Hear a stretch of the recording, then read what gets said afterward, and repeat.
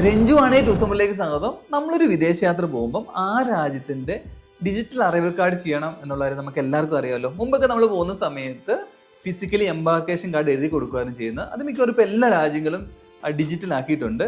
ഇന്ന് നമ്മൾ നോക്കാൻ പോകുന്നത് സിംഗപ്പൂരിന്റെ ഡിജിറ്റൽ അറൈവൽ കാർഡിനെ പറ്റിയാണ്. സിംഗപ്പൂരിന്റെ ഡിജിറ്റൽ അറൈവൽ കാർഡ് SGAC എന്ന പ്രോഗ്രാമിലാണ് ചെയ്യുന്നത്. അത് IC ആണ് കൺട്രോൾ ചെയ്യുന്നത്. The emigration and check point authority ആണ് ഇത് കൺട്രോൾ ചെയ്യുന്നത്.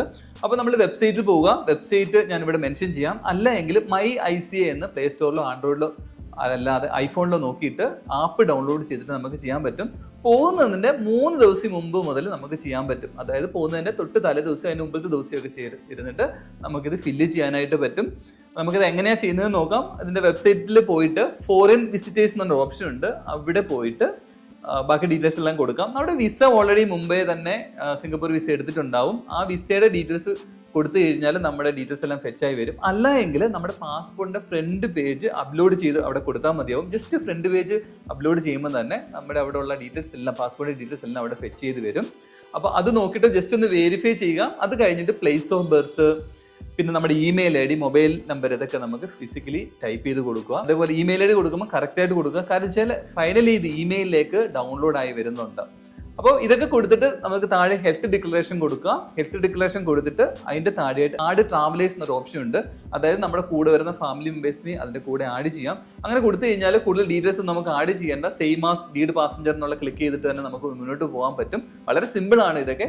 അപ്പോൾ ആഡ് പാസഞ്ചർ കൊടുത്തു കഴിഞ്ഞാൽ ഇതേപോലെ തന്നെ നമ്മുടെ പാസ്പോർട്ടിന്റെ ഫ്രണ്ട് പേജ് അവിടെ അപ്ലോഡ് ചെയ്തിട്ട് അത് ഓട്ടോ ഫെച്ച് ആയി വരും. ബാക്കി കുറച്ച് ഡീറ്റെയിൽസ് മാത്രം നമ്മൾ കൊടുക്കുക. ഇങ്ങനെ നമ്മുടെ കോ പാസഞ്ചേഴ്സിനെ എല്ലാം ആഡ് ചെയ്ത് കഴിഞ്ഞാൽ അടുത്തതായിട്ട് വരുന്ന ട്രിപ്പ് ഇൻഫർമേഷൻ ആണ്. ട്രിപ്പ് ഇൻഫർമേഷനകത്ത് നമ്മുടെ ഫ്ലൈറ്റ് എന്ത് ദിവസമാണ്, ഫ്ലൈറ്റിൻ്റെ നമ്പർ ഇതൊക്കെ അവിടെ കൊടുക്കണം.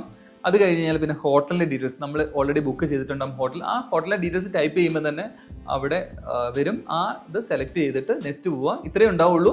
അത് കഴിഞ്ഞിട്ട് ഒരു ക്യാപ്ചർ കൊടുത്തു കഴിഞ്ഞാൽ നമുക്ക് അവിടുന്ന് തന്നെ നമ്മുടെ ഈ ഡിജിറ്റൽ അറൈവൽ കാർഡ് ഡൗൺലോഡ് ചെയ്യാം. സെയിം ടൈം നമ്മുടെ മെയിൽ IDയിലേക്ക് ഇത് വന്ന് കിടക്കും. ഫ്യൂച്ചറിൽ നമുക്കിത് ഡൗൺലോഡ് ചെയ്തിട്ട് പോകുന്ന സമയത്ത് യൂസ് ചെയ്യാനും പറ്റും. വളരെ സിമ്പിളാണ്.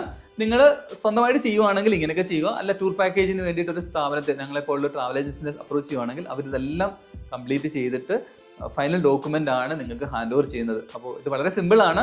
ഇത് ചെയ്തിട്ട് മാത്രമേ പോകാൻ പറ്റുള്ളൂ. ഈ സ്റ്റെപ്പൊക്കെ ഫോളോ ചെയ്തിട്ട് വളരെ സിമ്പിളായിട്ട് ചെയ്യാൻ പറ്റും. അപ്പോൾ ഇതേപോലുള്ള ട്രാവലേഴ്സിന് വേണ്ടുന്ന ഇൻഫർമേഷൻ ആണ് ഞാൻ ഡെയിലി നിങ്ങൾക്ക് വേണ്ടിയിട്ട് ഷെയർ ചെയ്യുന്നത്. Okay, thank you, by.